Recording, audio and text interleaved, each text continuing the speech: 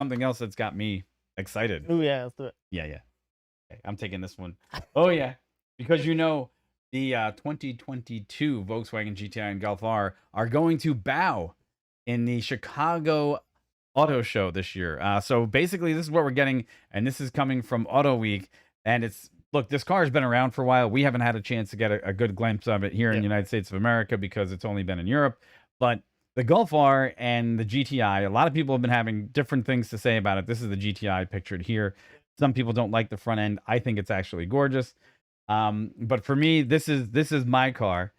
I'm thinking about updating, in 2022, possibly for the Golf R. The only problem is you can't get it with a sunroof here in America, and I like sunroofs. Okay. But to see that this thing is finally making its way to the American shores for sale is amazing because, look, bargain basement, just everyday runner cars, right? A lot of companies have dumped out of the marketplace for the common four-door commute car, right? The Ford Focus is dead. You can't get it in this country anymore. The Focus RS, which was the hotbed for Ford and their competitor to the GTI, gone. Honda is almost basically cooked the market with their SI and their R versions. I think this is the R version of Yeah, Civic. their Civic, right? And it's amazing to me because some of the specs on this car for what you're getting for basically GTI money of 2022, right? It's just some of the specs. The GTI and the R are in the 8th generation Golf platform, right? And they're looking at right now the GTI making 241 horsepower, okay? And then 315 horsepower in the R, right? And these are the Euro spec models, which are generally fairly close to what we get here, okay? And they're saying that this thing will get around Northcliffe in 7 minutes and 51 seconds, okay? 19 seconds faster than the previous model. Now, if you don't watch Car Wow or not, the Golf R has been spanking a couple other models, especially in 2022 trim. And this thing is also going to get a drift mode and the 7-speed DSG, which is pretty good in the Volkswagen mill, right? And you got to remember that a lot of these parts are also sourced from, well, Audi, Yep. which is basically you're getting, the RS on the cheap, right? Yep. But it's pretty. It's a nice looking car. And look, I know it's not electric, but as far as the common everyday, like, will it baby do everything you want it to do? This car is fantastic for the price because it's looking like the GTI is going to come in at $30,540 Yeah, I bucks. saw that. Yeah. Okay. And the R is going to come out at $44,640, right? Which is a small And you can change. get it in a manual, And you can get it in a manual, 6-speed. 6-speed. All right. But the thing is just, man, they're putting it on 19-inch rims, which is nice. It looks like they've just taken the common design that they had this year and just kind of updated it, made it a little sleeker. If you look at it side-by-side profile, though, the car looks completely it's distinguishable from the old version. You can tell that a lot of love and care went into the design. But this is, like, let's face it, it's the hot hatch, right? This is the car that pretty much brought the hot hatch to life. So what would it take you to give up your Tesla Model 3 and get one of these? I mean, with me, I if you don't know, I had a Cobra Mustang before, so Yeah. I'm all about stuff like this. I mean, there's things I changed up. Obviously, I don't have any things. A lot of the maintenance things I would need to do with Mhm. any internal combustion car. I don't have that. I do have to ask myself too, like what would I be wanting out of this car Mhm. that my Tesla can't do? I mean, and while I'm just reading this, I wanted to point out two things while you're talking there. But it did say that those specs you were talking about earlier, they said those numbers match the figures that the European spec Model 2, so there's no problem of the so-called Atlantic power gap. Right.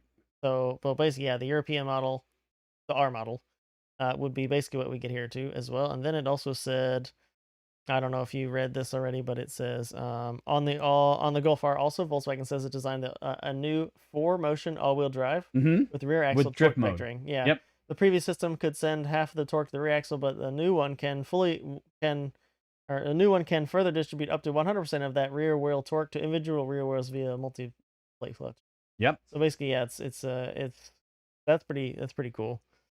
So there's two things. There's two But things. then Go I ahead. don't know, man. Yeah, I have to think about The only thing that I don't like about Yeah. this new model is that they've taken the traditional headrests that used to be the pop-up headrests, Yep. which with little gap in them, and they Made made them- these into the more enclosed seats, which I'm not really sure if I'm going to really fall in love with that yet. Yeah. Okay, that's about the only thing. And I've always had a problem with this car because they traditionally race cars, if you move your hand forward, it's a downshift, and if you pull your hand back, it's an upshift, and that's reverse on these. But they've kind of gotten rid of that because that's going to be gone. You're going to go to paddle shifters, Yep. which is the reason why I got mine in a manual in the first place. Yep. And the only other thing is these haptic buttons are everywhere. Okay, so haptics means that what they're doing with the interiors of all these cars is they're taking out any traditional buttons that you would see normally. That would be a depressible button, and it's basically you lay your finger over the switch and it activates it as if it's a touchscreen, right? Which, again, the interior looks a little bit different from this current model, which may or may not be everybody's cup of tea. It looks a little bit blander. There's a lot less switches, but I'm sure that there's a reason in the manufacturing cost for that to happen. Yep. Overall, though, oh I know man, you like it. I mean, I think it's a seller, man. I think there's a lot there. I think for me, back to your question, I think for me, I would just end up getting like a Model 3 Performance or something if I needed more than I've got. Right. Other than I'll say if I had the disposable income to buy a classic, something from the 60s, Okay. I probably would do that because like I like the 60s, good muscle cars in the 60s. I enjoy that, but yeah, I don't know, man. I think that's all you. I'll just leave it to you. Well, here, because David just turned around and said there's no chance of him doing it because, unless you get a classic, it's going to be worthless in a few years. Same. Hey, Yeah. look, the GTI that came out, the Mark 7s, right, that came out over this past generation, a lot of people were saying, hey, the car shouldn't be that quick because it didn't look like the numbers matched up, right? Everyone was saying that the car came with about roughly 200 horsepower, and then people would go out and dyno them, and they were saying 257 was about the average that they were finding. And that's because people over in Europe pay for the horsepower or liter. Yes. And a lot of these cars that were built, they turn around and they, did what they did with Dieselgate, which was they fudged the numbers. So I don't think you're going to see a significant amount of performance. You will see some because now they're going to finally up-tune the engines to where they can really run a little bit better. However, I think the other part of it that's so interesting is that that's something that Volkswagen has done in both the diesel situation and the normally aspirated or turbocharged engines. So, but I just think the car looks good. No, yeah, I'm with you there, man. It looks good. Yeah, I think it looks good. I don't hate the front. I know some people do, but I know some people don't like the front as well. Yeah. So it'll be interesting to see. But David, I think, is spot on. It's going to be very difficult to say that you should, go out and buy another car that's just going to be a turbocharged Ford because it might not hold that value. But unless it's a Lotus. I just had a random question too on myself, and I looked it up while you were talking. Go ahead. I want to look up the curb weight of my car. Yeah. Because we know the curb weight of that Lotus we talked about yesterday was 3,100 about. Right. And we know it's going to be an AMG powered 4-cylinder turbo. Sure. And I think my car is like 4,200 pounds. What's your car? Oh, I think mine's 3,900. Power to weight ratio, my friend. Hold on a second. I think actually, wait, I'm wrong. Way wrong. 3,133 pounds. Woo! See, now here's the funniest thing. They say that the horsepower in this car is 228, right, for this generation, which they're saying they're going to give it a bump of, roughly 20 some odd horsepower.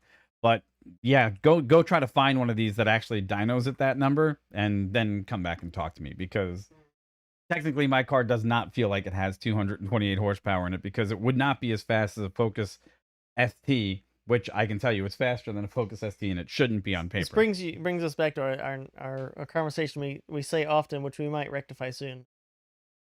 A possible thing between our cars. Okay, so because 4,200 pounds. Yes. With a 5-second 0 to 60, 5 something. Yeah. Isn't that basically what yours is? Yep. Okay. Yeah. So. Okay. So that brings me to. I don't know. What'd you do with it? I know. I don't know. We got so I picked up a new camera. I don't see it.